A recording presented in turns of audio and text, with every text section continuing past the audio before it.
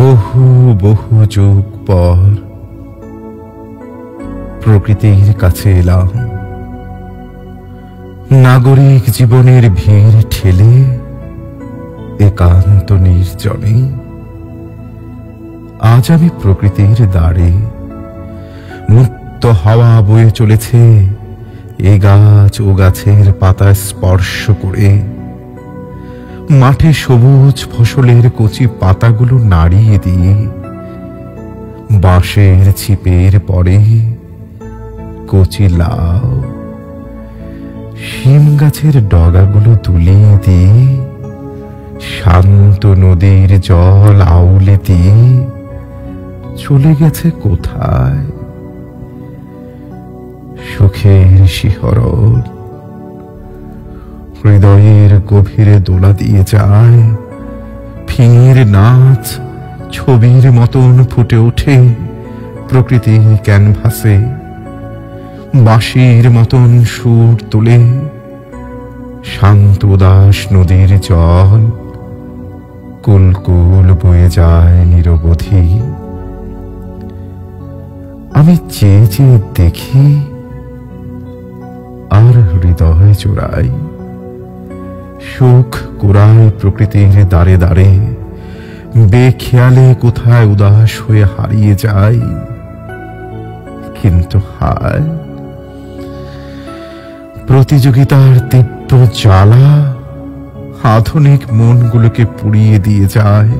নিঃশ্বাসে বিষ নিয়ে সর্পনাগের মতন আধুনিক জীবন প্রকৃতির নির্মলতাকে খুব লেখায়।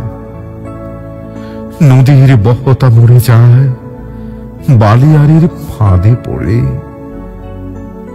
তার দম বন্ধ হয় এক সময়। তবু আমি বারবার হারাই সবুজ কচি কচি পাতায় পাতায়, ফুলের বনে বনে, দিঘির স্বচ্ছ জলে, ঘাস ফড়িংয়ের সাথে ঘাসের চড়ায় নিজেকে হারাই। পথের বাঁকে বাঁকে যেখানে ঝাঁকে ঝাঁকে বক ডাহকের আনাগোনা, সেখানে হারাই।